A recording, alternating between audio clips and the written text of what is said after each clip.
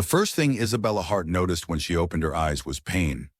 A sharp, merciless headache pounded behind her temples, the kind that could only be caused by too much champagne and too many bad decisions.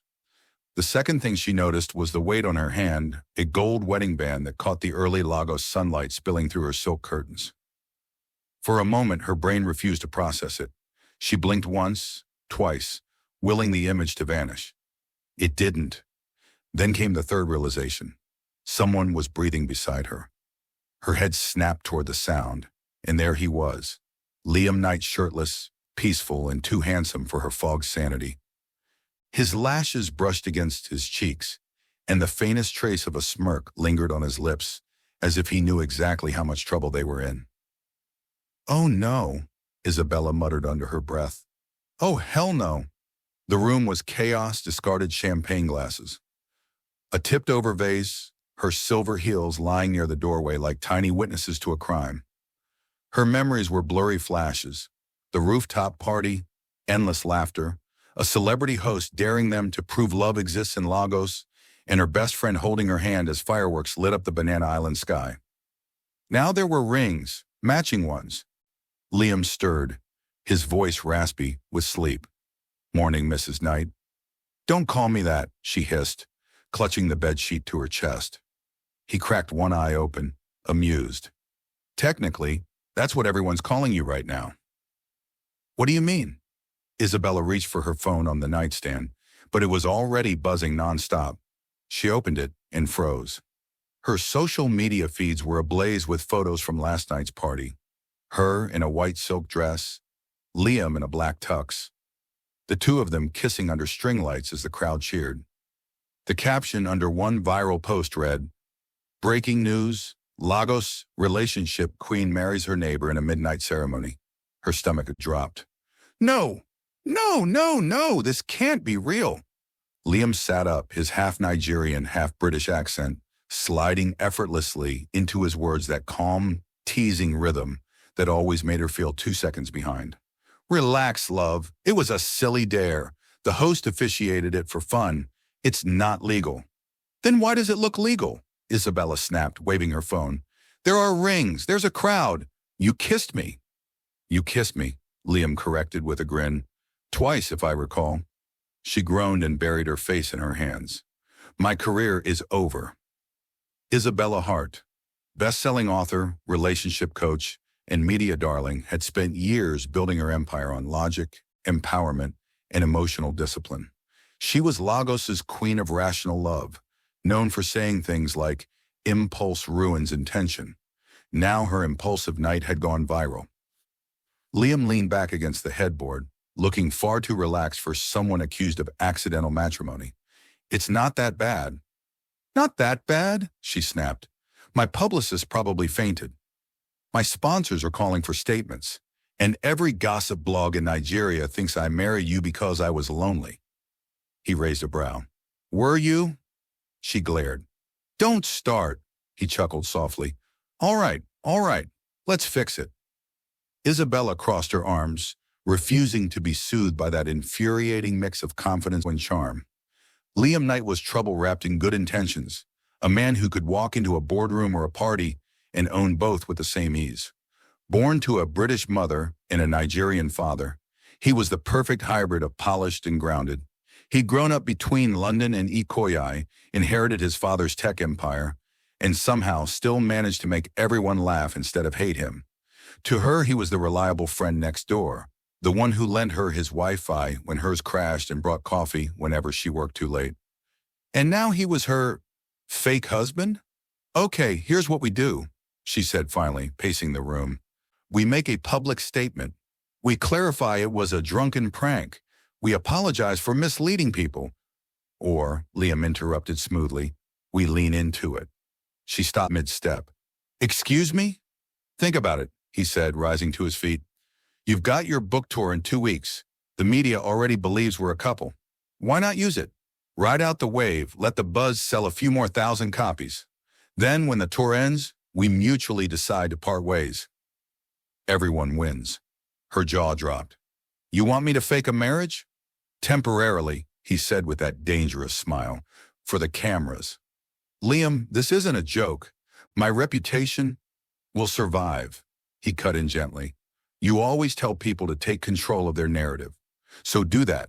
Take control. Own the story instead of denying it. Isabella opened her mouth to argue, but the logic in his words stabbed through her panic. He was right. A public scandal could destroy her credibility. Unless she spun it, controlled it, shaped it into something that worked for her. Still, pretending to be married to Liam, the man who once convinced her to try pepper soup and nearly made her cry from the spice, was madness. This is crazy, she whispered. It's smart, he said. We fake the marriage, keep things clean and professional. Appear together, smile for the cameras. Give them a love story they can't stop talking about. Once the noise dies, we walk away. Isabella studied him. There was something steady in his expression, not just mischief, but sincerity. His gray eyes held hers without flinching. For the first time since she woke up, her heart wasn't racing from panic, but from something deeper. Dangerous. What's in it for you? She asked suspiciously. He shrugged. I like seeing you win. That's it? And maybe, he added, it'll keep my mother from setting me up on another date with a British royal's daughter. She rolled her eyes. You're ridiculous. I'm useful, he countered, and maybe a little brilliant. Silence stretched between them. Outside, the lagoon shimmered in the morning light, yachts gliding past palm-lined mansions. The world was peaceful, which only made her inner chaos louder. 3 weeks, Isabella said finally, until the end of the book tour. Liam smiled, slow and sure. 3 weeks. No drama, no real feelings, just business. Of course, he said, extending his hand. She hesitated, then shook it. His touch sent a spark racing up her arm, and she hated that her body reacted like it hadn't gotten the memo. Rule 1, she said quickly, withdrawing her hand. We don't share a bed again. He smirked. Noted. Rule 2, no kissing. That's negotiable. Rule 3, we tell the truth if it gets messy. He nodded. Agreed. For a moment, neither moved. Then he leaned in just slightly, his voice low and teasing. You know, for someone who calls herself a relationship expert, you're surprisingly bad at handling one. Because I don't handle fake ones, she shot back. I expose them. He grinned. Guess this will be good research. She sighed. You're impossible. I'm your husband, temporarily.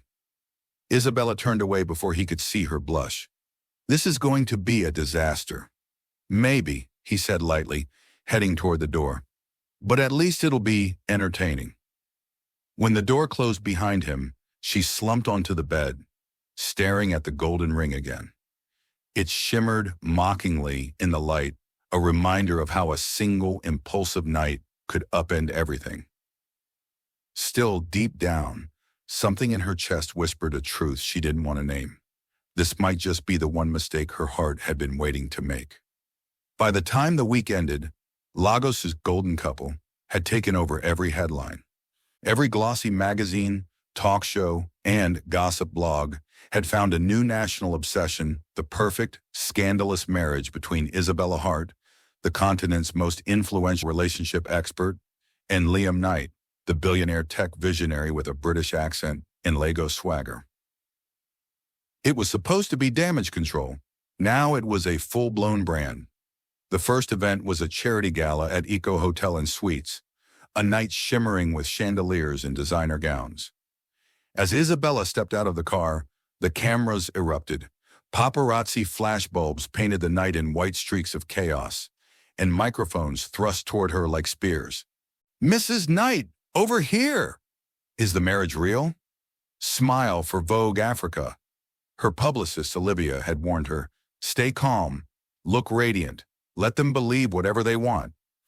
Liam emerged from the other side of the car, tall, tuxedoed, devastatingly confident, and slid a steadying hand to her lower back.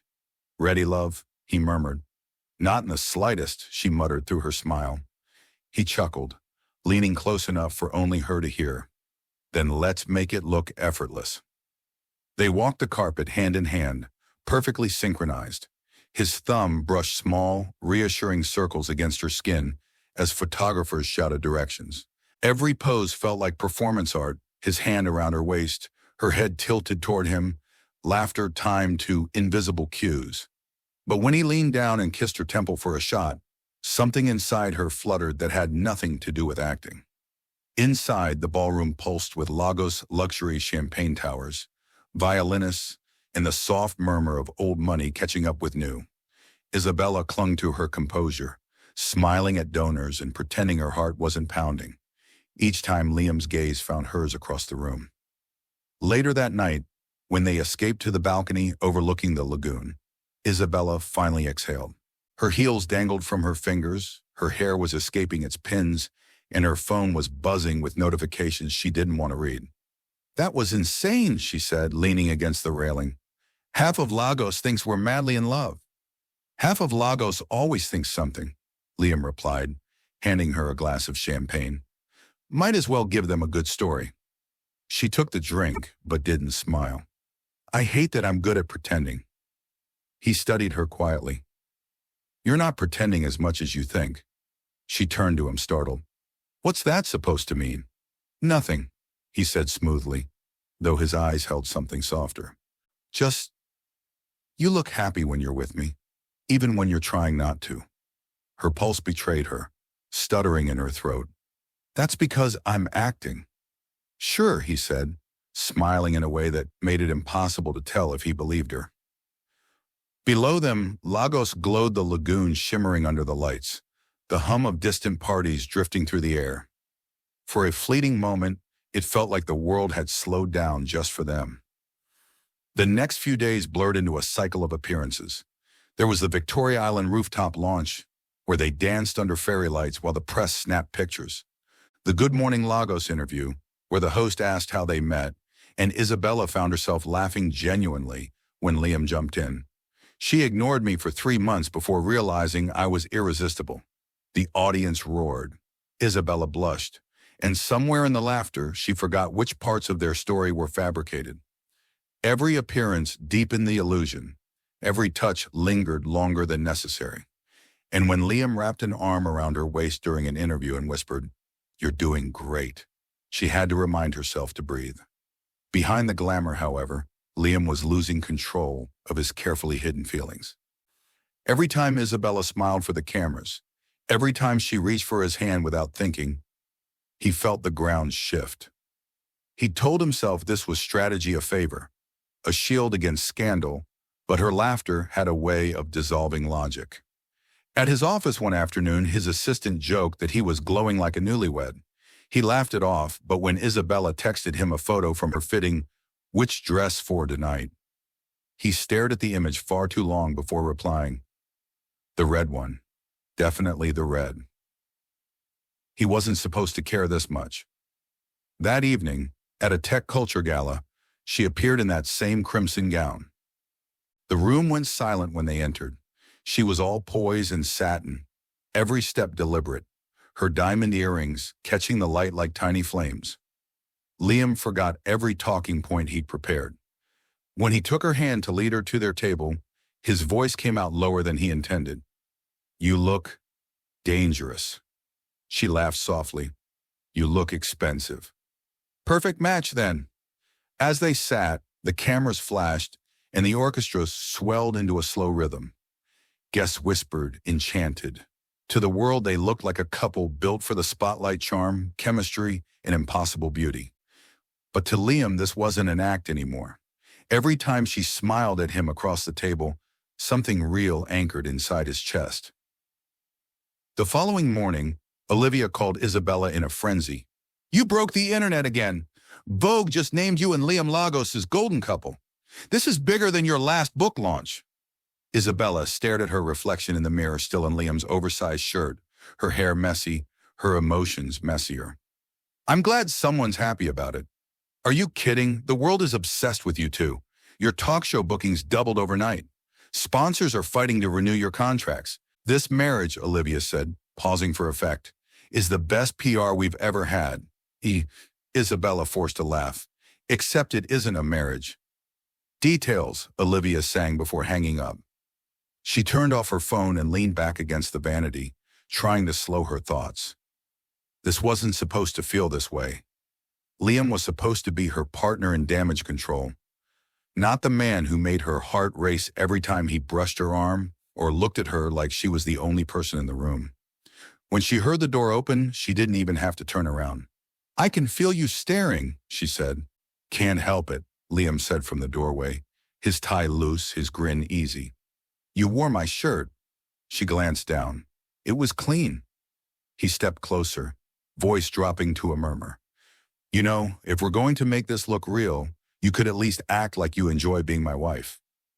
"I am acting," she whispered, but her tone betrayed her. He reached up and brushed a strand of hair from her cheek. "Then you're doing a terrible job, because I almost believe you." Her breath caught, and for one terrifying second she didn't move away. Then the spell broke. She turned sharply, picking up her phone. "We have another interview in an hour. Don't make this harder than it already is." He smiled sadly. Too late. That night, as they rode to another event in Liam's black Range Rover, Isabella stared out the tinted window, watching the city lights blur into gold. Her reflection stared back poised, composed, and utterly confused. The world saw a perfect couple, but inside the car she was fighting the truth she'd sworn to ignore.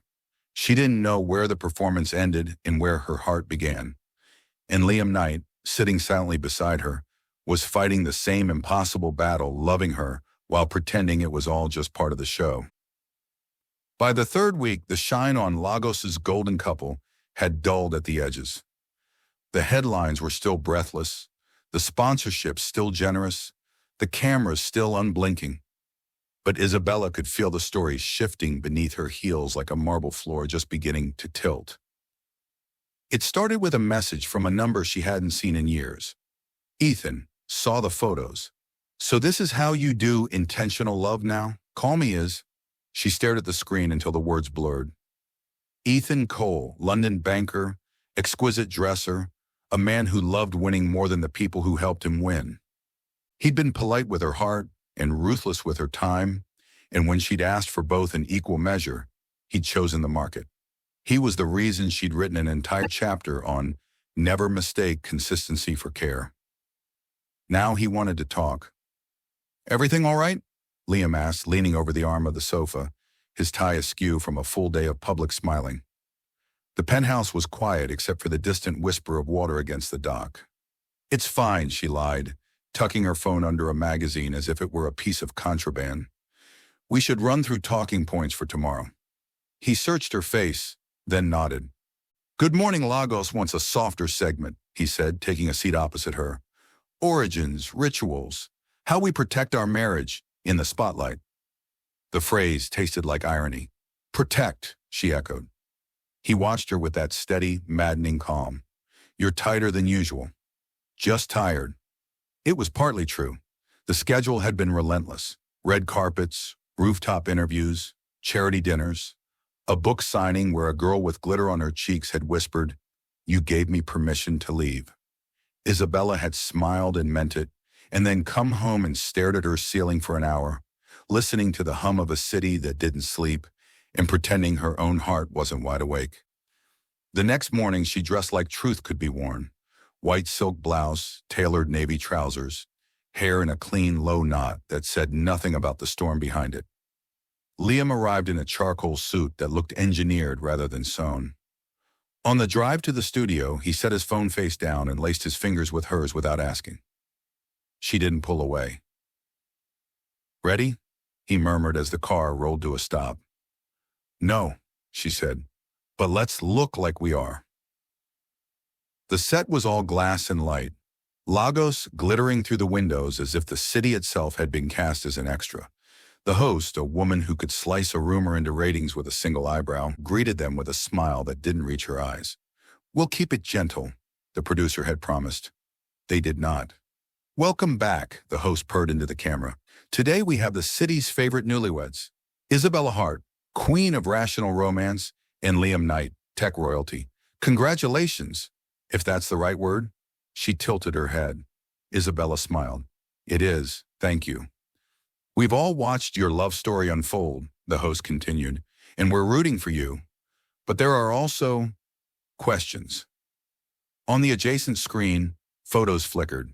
The rooftop ceremony, the gala kiss, the book tour hand-holding. Your marriage coincides perfectly with your launch. Some are calling it a publicity strategy. Is it? The set hummed. Isabella felt the familiar twinge, the one that meant she had three options: evade, charm, or cut to the vein.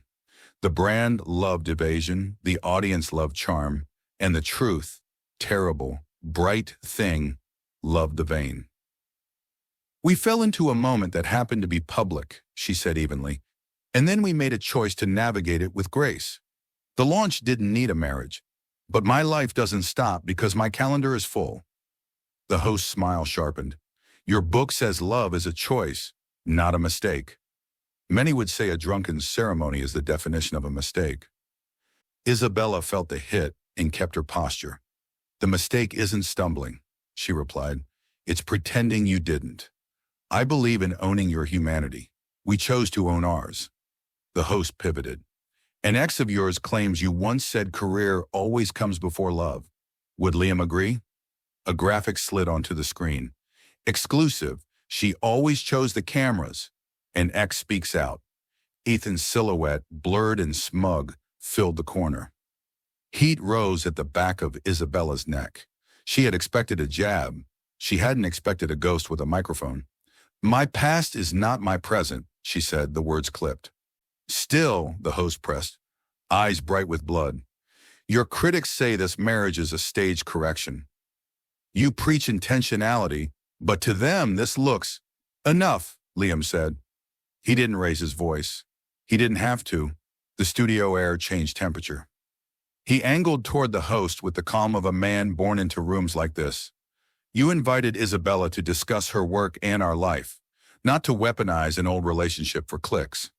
He held the host's gaze until she blinked. She is consistent. She is accountable.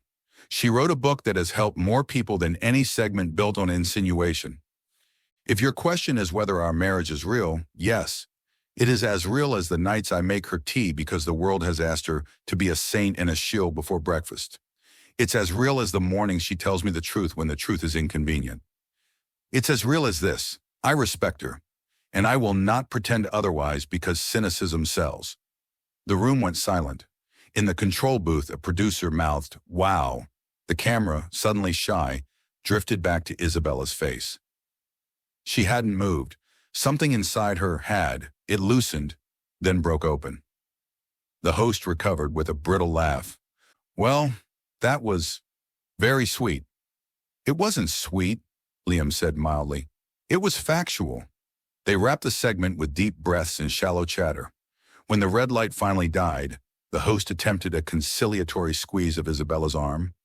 Isabella nodded, gracious because she refused to become the story they wanted. Backstage, Olivia materialized in a cloud of citrus perfume and victory. You two just converted half the doubters, she hissed, shaking her phone. Clips are flying. Find you a man who defends you like Liam Knight, etc., etc. Isabella barely heard her. She was watching Liam unfasten his mic, the tendons in his hands, the familiar tilt of his head when he was holding in too much. He looked up, found her eyes, and the hallway fell away. Thank you, she said when they reached the car. The door thunked shut, insulating them in leather and hush. You didn't have to. Yes, he said, and there was nothing charming about the word. I did.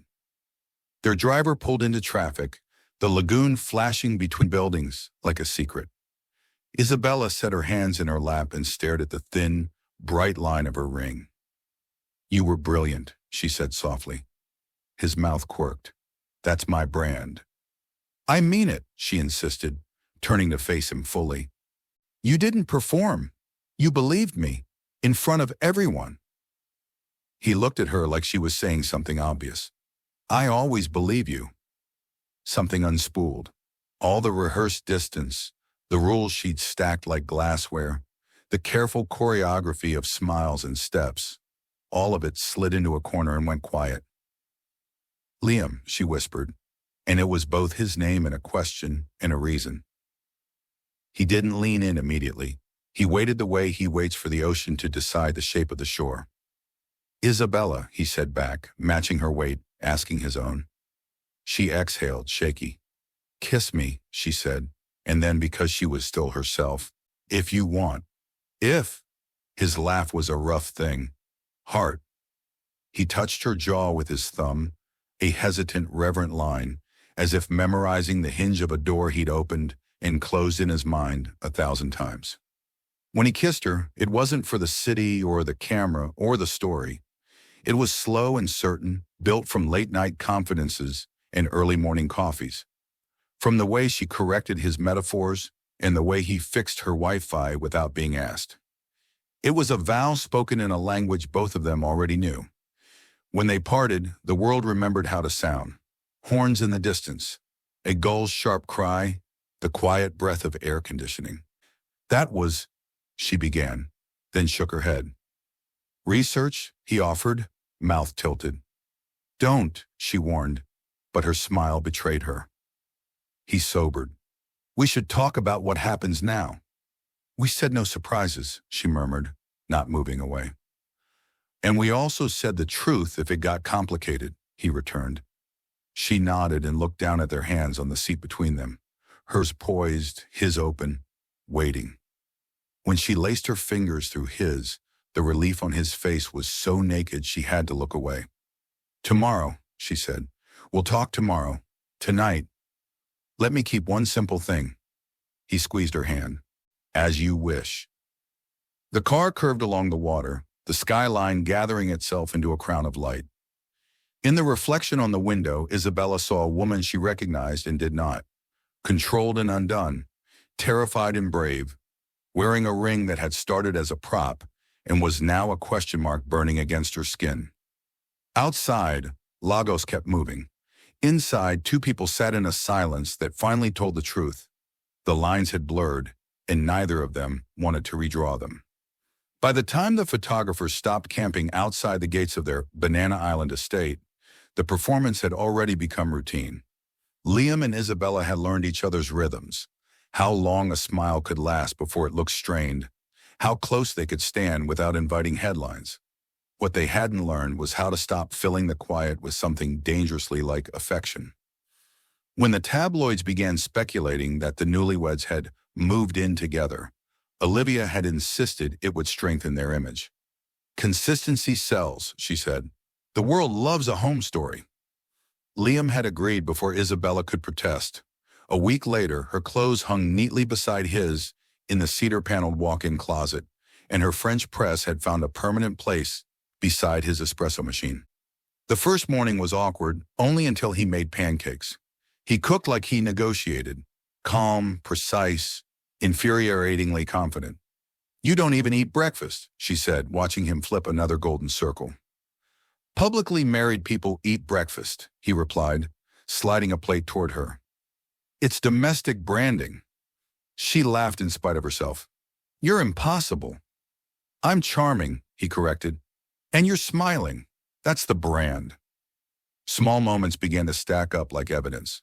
Her mug beside his tie draped over her chair, their shoes aligned at the door as if they'd lived there for years. She told herself it was temporary, 3 weeks of pretending.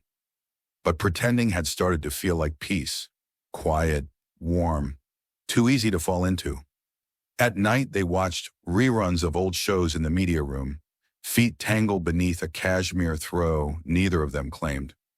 When she laughed, he'd glance at her instead of the screen. When he laughed, she'd realize she knew the sound better than her own thoughts. One Thursday, the world crashed through the calm again. She was writing at the kitchen island, laptop glowing with edits, to a chapter titled Emotional Logic. Liam's voice drifted from the study, low, measured, the voice he used when money and power were listening.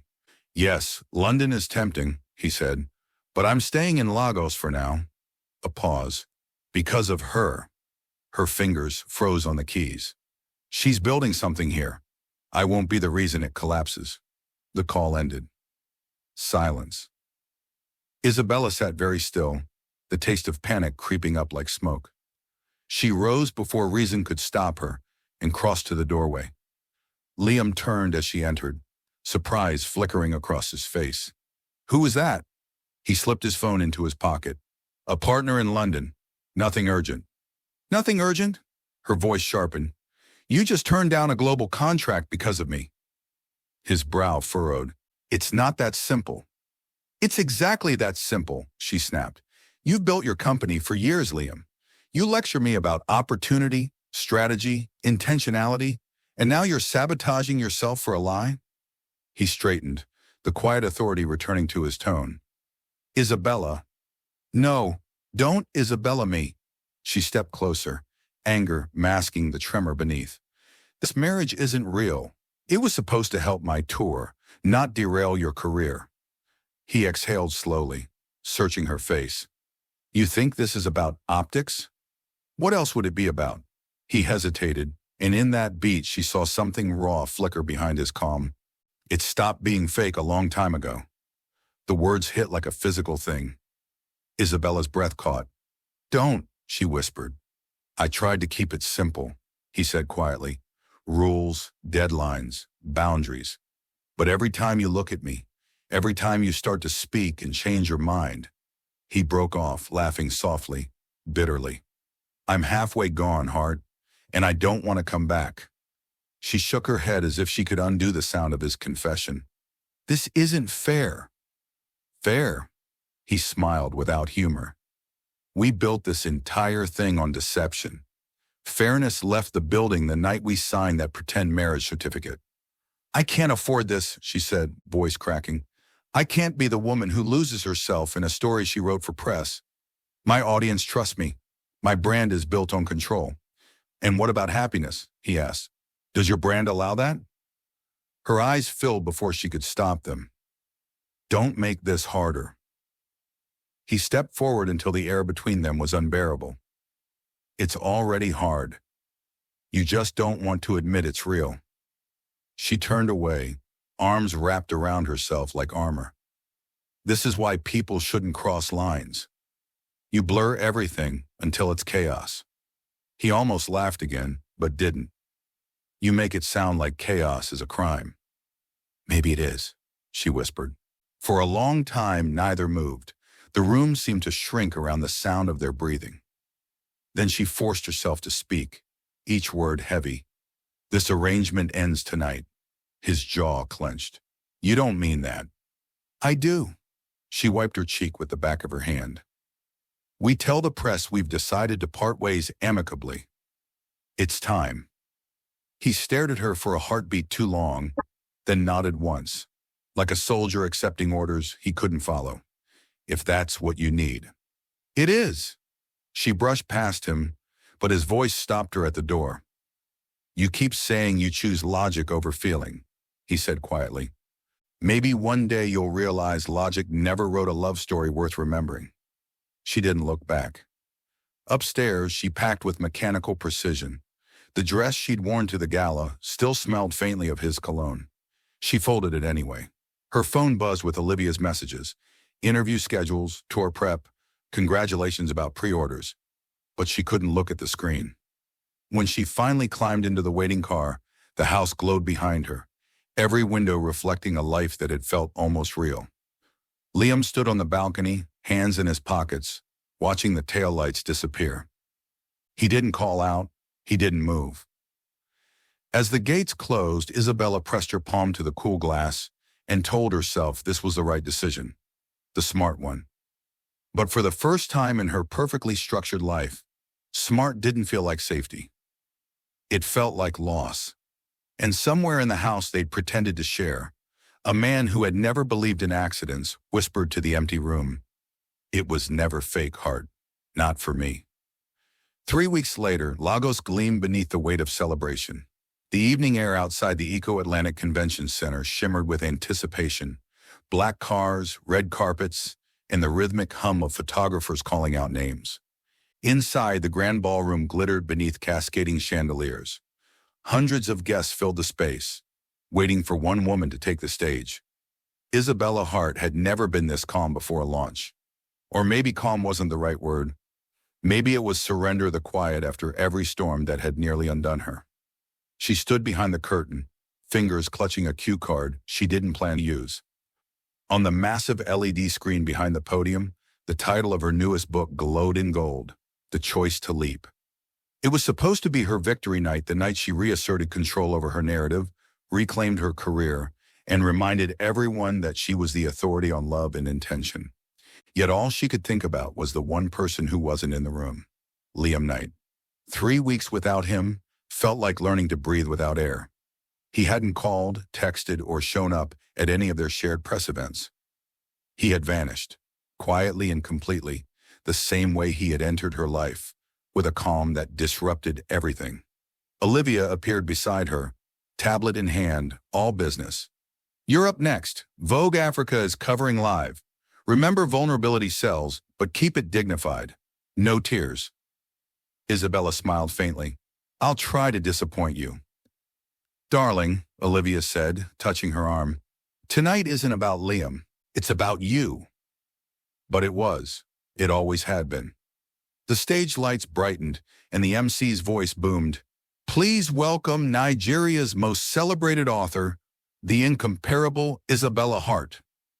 Applause rolled through the hall like a wave.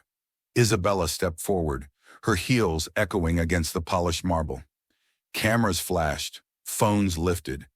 She smiled the way she'd learned to, poised, practiced, perfect. Yet somewhere beneath the facade, her heart whispered for something unscripted. "Good evening," she began, her voice smooth but steady. "Thank you for being here, for choosing to believe that love, in all its madness, is still worth studying." The audience laughed softly.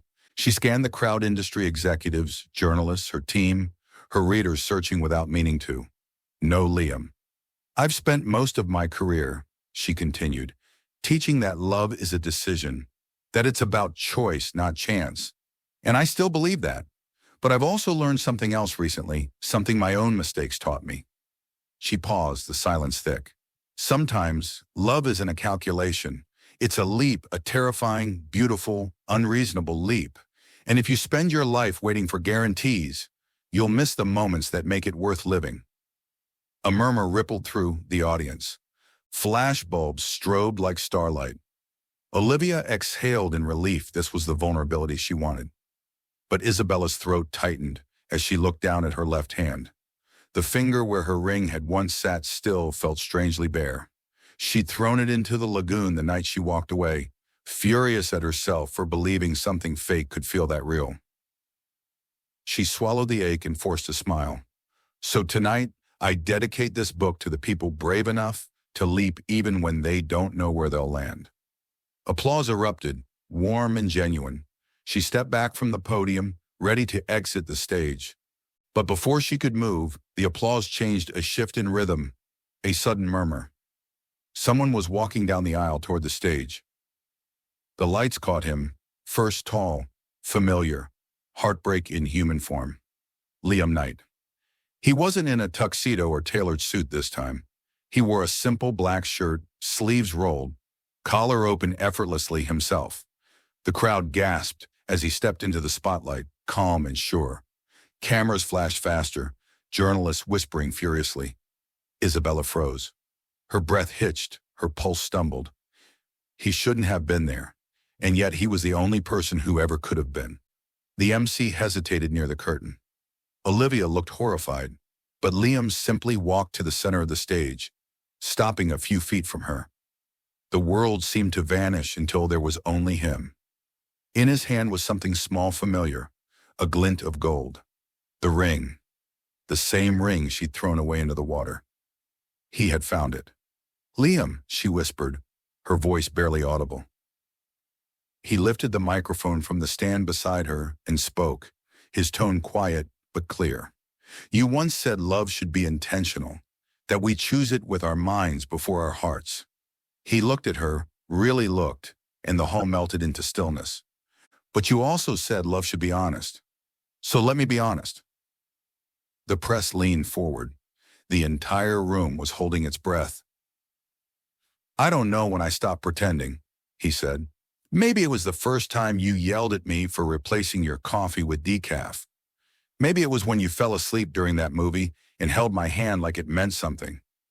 But somewhere between fake smiles and real laughter, it stopped being a game. Her eyes stung. Liam. He took a step closer. I tried to let you go, heart. I really did.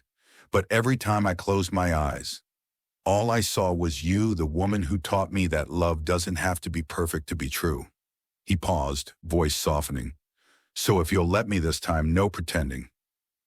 He reached out, holding the ring between his fingers. The symbol of everything they had broken and built again. Gasps spread through the audience. Olivia's hand shot to her mouth. Someone whispered, "Oh my God, he's proposing." Isabella's throat tightened.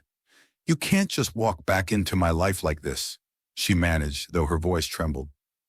Liam smiled faintly. "Then don't let me walk back in. Let me stay." He extended his hand, open, waiting, not commanding, not pleading, just present. Something inside her cracked wide open. The woman who'd built her life on control felt it crumble, and for once it didn't terrify her. It felt like freedom. Isabella took a deep breath, the kind that carried every mistake, every risk, every truth she'd been too afraid to voice. "You really found the ring?" "I never stopped looking," he said quietly. "You threw it into the lagoon. I dove after it." She laughed through her tears. "That's insane." "Love usually is." The crowd was utterly silent, every camera poised. She looked at him, the man who had stayed when she walked away, who believed when she doubted, who leapt even when she refused to jump. And then she moved. One step, then another. She closed the space between them, her heels clicking softly on the marble, until she was standing inches from him. He slipped the ring onto her finger, slow, deliberate, the same way he'd always done everything that mattered. "This time," he said, voice trembling, "it's real." The applause erupted like thunder. Reporters surged forward. Fireworks burst outside the glass walls, streaking gold and silver across the night sky. "Oh," Liam leaned in, his forehead resting against hers. "So, Mrs. Knight, was it worth the leap?" She smiled through her tears. "Completely." Their lips met a kiss that silenced the room and rewrote every headline. The cameras flashed, but they didn't care. For once, this wasn't about appearances or timing or strategy. It was about love, reckless, uncalculated, beautifully real. Above them, the fireworks painted the Lagos skyline in shimmering gold. And for the first time since their story began, Isabella didn't feel like she was performing. She was home. The Lagos skyline shimmered like a jeweled tapestry, gold and violet lights dancing across the lagoon. On the same rooftop where everything had once begun, where laughter had turned into a dare into a kiss, and a kiss into chaos. Isabella Knight stood hand in hand with her husband. A year had passed since that unforgettable night at Echo Atlantic, when Liam walked onto her stage and rewrote their ending in front of the world. Now they had returned, not for spectacle, not for the cameras, but for something far simpler: gratitude. The rooftop looked different now, where there had once been scattered champagne glasses and the remnants of a reckless party. There were lanterns, fairy lights, and soft jazz drifting through the air. Around 20 guests mingled near the edge of the terrace, friends, supporters, and a few quiet reporters carefully instructed to write about the cause, not the couple. Tonight's gala was small but meaningful. The proceeds from Isabella's latest book, The Science of Falling for You, had gone toward founding the Heart Knight Foundation, a nonprofit that provided relationship therapy and emotional wellness resources for young couples across Nigeria. It was everything she had once preached: connection, intention, communication. But this time it wasn't theory. It was her life. She glanced toward Liam, who was talking with one of the board members near the glass railing.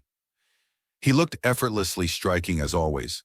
Black tuxedo, open collar, sleeves rolled slightly, as if he could never fully hide the casual boy beneath the billionaire exterior. The Lagos breeze tugged gently at his curls, and when he laughed, the sound still found her, like a compass needle finding true north.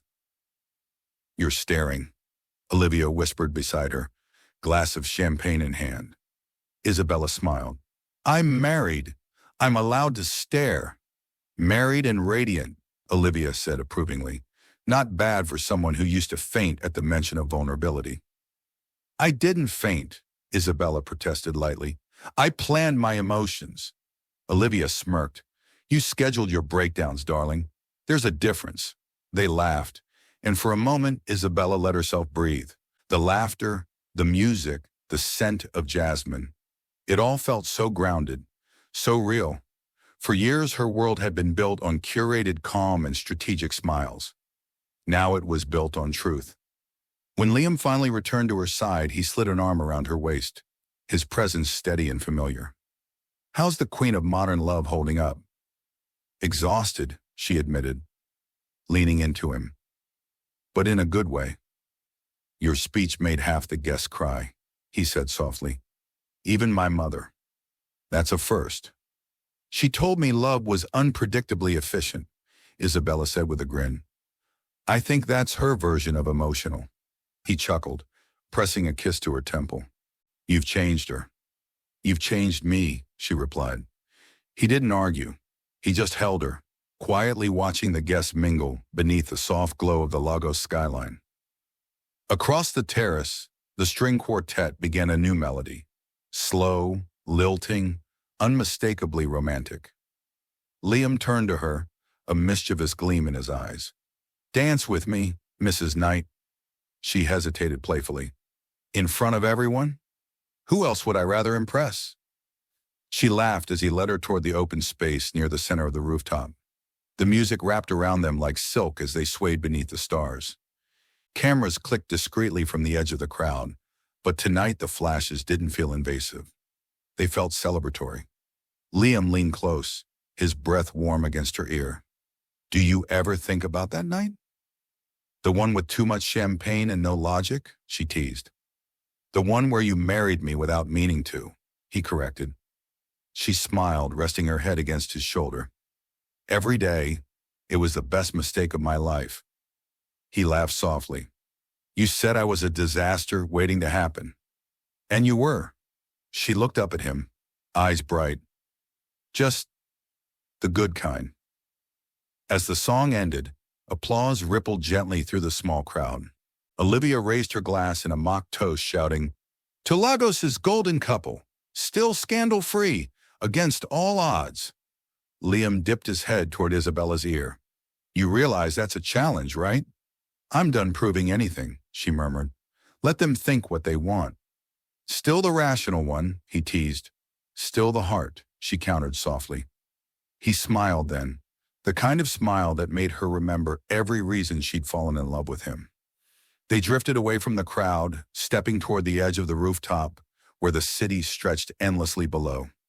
The lagoon shimmered under the night sky, boats gliding across the dark water like glowing petals. Fireworks began in the distance, another event somewhere along the island. But from here they looked like they belonged to them alone. Isabella turned to him, her gown rustling in the wind. You know, she said, this view always feels like a beginning. He nodded. Maybe because it was. She slipped her hand into his. Back then, we were pretending. I thought I was protecting my image, and you were protecting me. But somehow, we ended up protecting something real. He glanced down at their intertwined fingers. I never cared about the image, heart, just the person inside it.